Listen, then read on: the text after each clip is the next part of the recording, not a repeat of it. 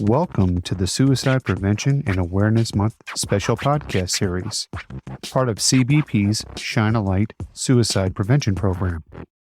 Today, we are speaking with Commissioner Troy Miller and Dr. Kent Corso, CBP's Suicide Prevention Program Manager.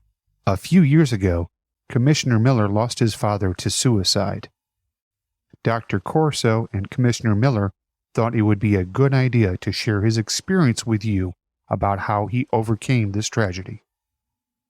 Thanks so much for joining us today, and to our guest for doing this podcast. This is the fourth podcast in a series for Suicide Prevention Month, which is the month of September. Just a few caveats before we get going. I am a clinical psychologist, so I am a doctor, but I'm not the doctor for our guest. This isn't therapy or a counseling session. Nor is anything we talk about today going to involve or constitute medical advice.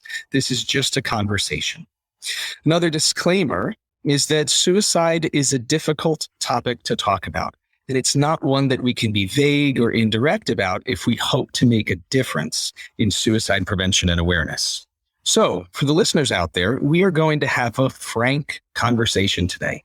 If by any chance you are triggered and you have lived experience, if anything we discuss is upsetting or distressing to you, please reach out for help. Reach out to those who care for you, who love you, and reach out to those who you love. If you are a CBP employee or family member and you need help, you can always contact a peer support member, chaplain, or veteran field coordinator, or you can reach out to our employee assistance program. You can always call 1-800-273-8255, which is the National Suicide Lifeline. And that is for anyone who's a CBP employee, a family member, or members of the public. Hi, Commissioner Miller. Thanks for joining us today. Good afternoon, Kent. Appreciate your willingness to talk about this sensitive issue as our fourth podcast for September, Suicide Prevention and Awareness Month. In our first podcast, we heard from Terry, who's a U.S. Border Patrol agent who lost his son to suicide in June of this year. You've got a bit of a different story, and I'm grateful that you've been so vocal about it. And your father died by suicide. So thought we could spend a few minutes talking with you about what your experience was like with that, and then how we can frame that experience in a way that motivates our leaders to be part of the solution, or gives them some ideas on how they might lean forward on this issue. How does that sound? Sounds good. Okay. Well, sir, just tell us a little bit about the timeline. So when did this happen, and what was going on? How did he kill himself? Things like that. Just some details to give us some context to the story. So this would be, I'm going to kind of go right before my father committed suicide. So in October of 2007, I was the assistant port director for passenger operations in Seattle, and I got selected for a new assignment in headquarters. So I was moving from Seattle back to Washington, D.C., and my father in my hometown lived in Austin, Minnesota, which was about halfway in between. So in October 2007, I had stopped by my home in Austin, and I was going to spend some time there. And when I did stop by my house, at that time, the last time I saw my father, I certainly had saw a change in his behavior for, I would say, the worst, which we'll get into later. So I moved to DC in that October, and then it was shortly after that in February of 2008. We're not sure exactly what day he died, but around February 9th of 2008, I had received a phone call. We believe he died around February 9th of 2008, and I received a phone call from my mother, his ex-wife, on about February 12th of 2008, and learned that my father had committed suicide. Basically, he was intoxicated on alcohol and drank a bottle full of antidepressant pills. So it sounds like he was being treated for a while, years, months? I would say years. I mean, he was pretty private about it, but he suffered depression for a while. Okay. Pretty sensitive topic. Okay, if I ask a few other details? Of course. Thank you so much. So you said that you noticed a change in him at that last time you had visited him. Can you describe those changes? Yeah, he was drinking quite a bit, which wasn't totally unusual, but he was drinking more than normal. He was unkempt a little bit. Pulse was in a little bit of a mess, and that was unlike him. And he was just generally disheveled at that time. Okay. And do you think that those are the kinds of signs and symptoms that people who were not related to him could notice or would notice? Yeah, I think those symptoms are always harder when you're close to somebody, every single day. But it's certainly something that people that knew him over the years would have noticed, where it definitely changed. Yes. So sort of a change in his baseline behavior, his baseline way of interacting. Exactly. Did he say anything to you or give you any signs or hints about what he might have been thinking? Not necessarily, but he'd like I said, he was drinking quite a bit at the time, so he was a bit incoherent when I was speaking to him. In so much as that I did just, was uncomfortable talking to him, to be perfectly frank. But there's a couple other issues. He had, I think he had got a drunk driving charge at that time that he didn't tell me about. I found out after he passed away.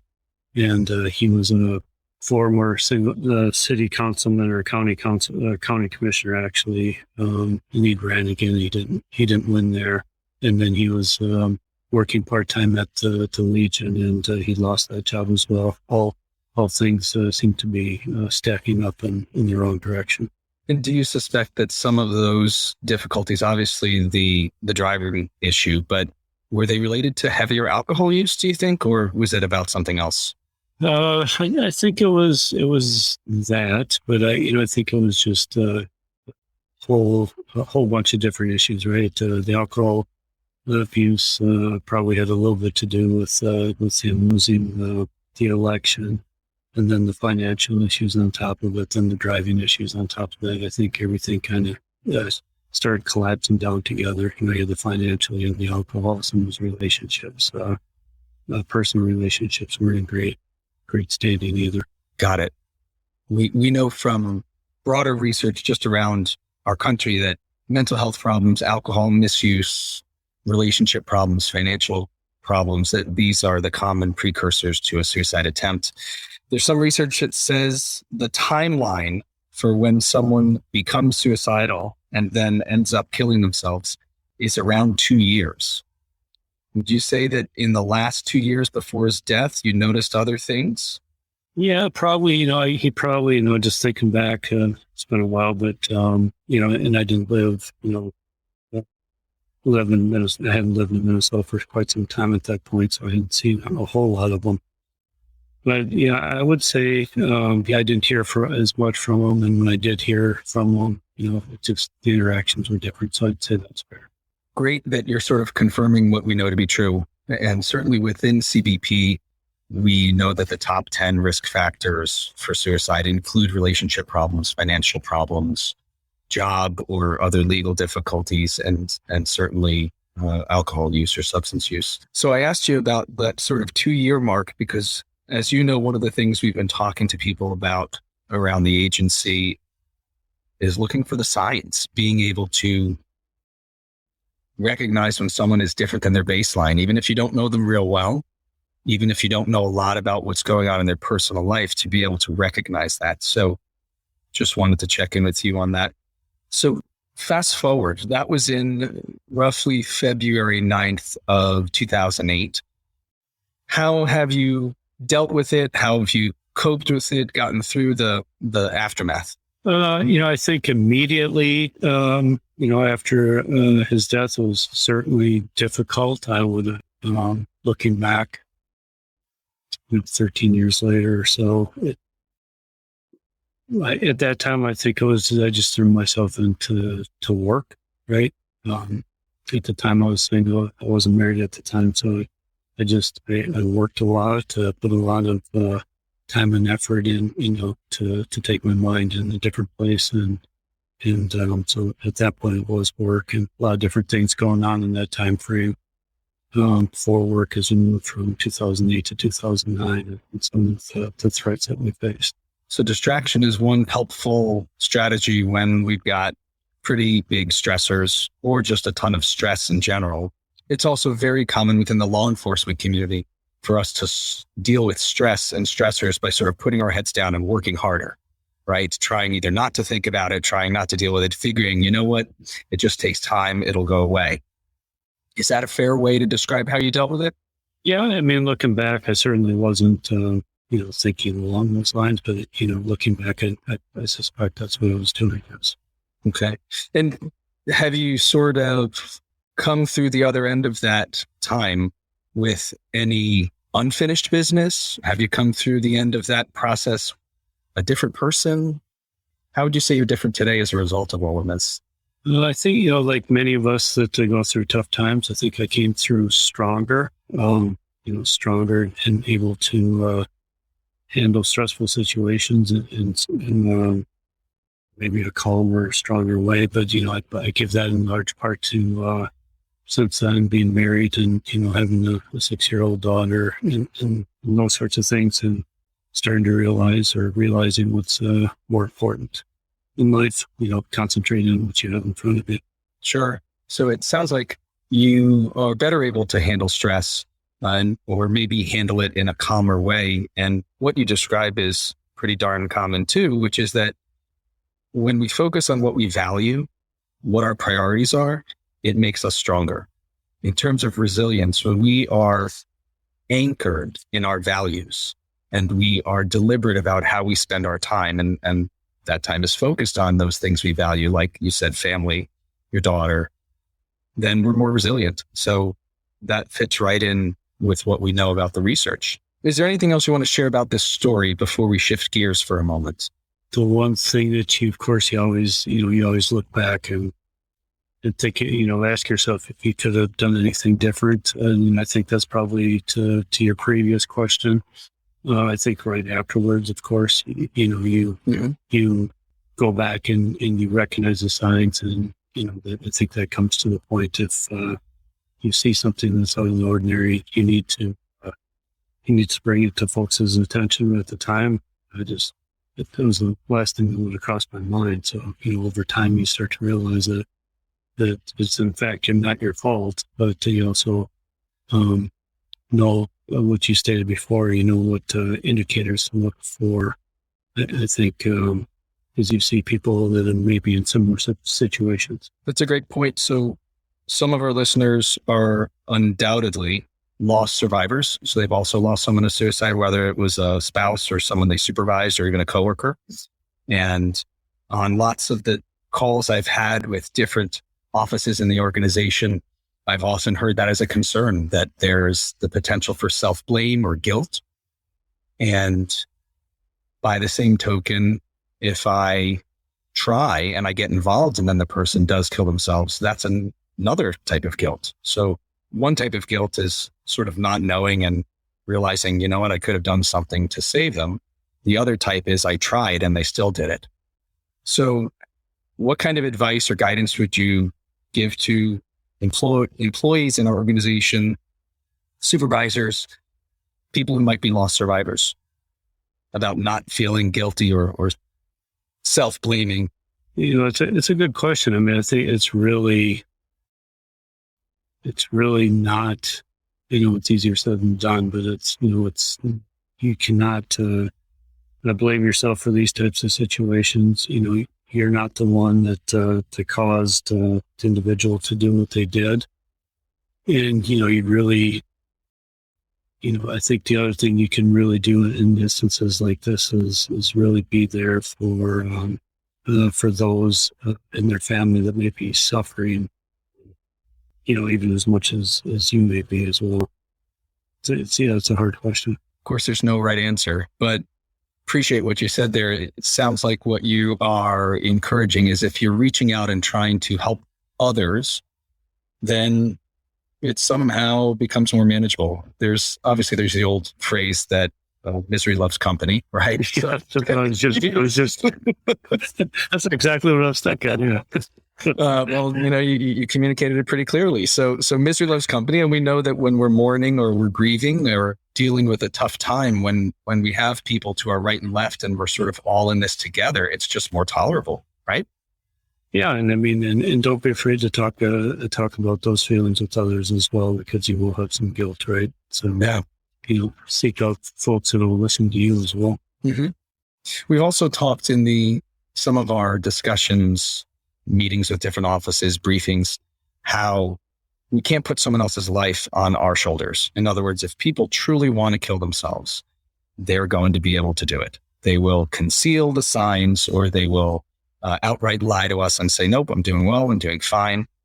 And so it might even be unrealistic. We might even set ourselves up for a more difficult time if we do take that flag up the field and up the hill and say, I'm going to save a life.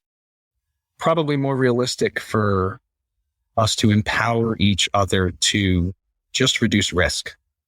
If we can just see something, say something, to your point a few minutes ago, then at least we can reduce risk. And we have to figure out, where's that boundary between personal responsibility for their own lives and professional responsibility on our side for things like safety, risk. Yeah, no, very true. Well, anything as we sort of wrap up, is there anything else that we didn't touch on that you think is important when it comes to, if you see something, say something, when it comes to supervisors, leaders, or just everyday employees caring for each other around this issue? I think at the end of the day, we say it often, but especially number one in our profession, we need to take care of each other, right? Nobody knows the stresses that we face, the stresses that you see, the stresses that you're dealing with every single day, more than we do, more than we can recognize in each other. So we need to take care of each other. We need to be that sounding board for coworkers, those that we are supervising. We need to be able to listen, and if we see something that's out of the ordinary, we need to be able to address those situations in the right way. And I know those conversations are not easy. When you see those indications, they're hard to want to accept. To be perfectly honest with you. So, I really do think it's about taking care of each other. I mean, we spend more time with our coworkers than many of us spend with our families, right? So we see each other an awful lot. Over time, we're going to know what's a normal behavior, what's not normal behavior. And that this is about their safety, your safety, and everybody's safety. It's not about, it's about the human being. It's not necessarily about the job or anything else. It's just taking care of each other, making sure we get to go home and see time with our family, enjoy time with our families every single day. So what I hear you saying is that it's not really just about a personal boundary with them thinking of killing themselves and your professional boundary to help, but there is a personal role there. We are somewhat like a family to each other, if not for the hardships we endure together, certainly the amount of time we spend together. So I appreciate you reframing and refocusing on that we have each other, and oftentimes we may notice something before the family. Yeah. Yep. Big dysfunctional family, but we are a family. Well, I was going to say it's been a very difficult last 2 to 3 weeks, but then as I think about that, it's really been a grueling year, a grueling 2 years, 3 years, and we can extend the timeline however long we want. It's been pretty tough for our people, working tireless hours, doing their best to meet our mission. What words of appreciation do you have for everything that our folks are doing? Look, I mean, there's no single organization in government that can do what Customs and Border Protection does every single day. to keep our nation safe. It's incredible to watch the resiliency of this agency. It's incredible to see the capabilities and ingenuity of this agency. I'm incredibly proud and humbled to be part of it every single day, and you should too. Appreciate your leadership, sir. Appreciate your willingness to dial into this topic and share your personal thoughts with everyone. Just want to thank everyone for listening and let you know that we will have monthly podcasts going forward. Not sure if we can get Acting Commissioner Miller on again. He's a busy man, but he's certainly welcome. So, sir, if there's any other time you want to come on and have this be your forum, you're welcome. Thank you so much. Thank you for having me. And everybody, please take care. This is part of a podcast series, Suicide Prevention and Awareness Month, which is September. If you do see someone struggling, asking about it may feel awkward, but you can be part of the solution. By tolerating that awkwardness, you can help reduce suicide risk at home or in the workplace. If you see someone struggling and you want to say something, simply ask, "Are you okay? Can I help?" And then ask them if they are thinking of ending their life. It really does make a difference. Look out for our next podcast and throughout the Shine a Light campaign in FY22. Thank you again to our guest. I really appreciate you. And thanks to our listeners for tuning in.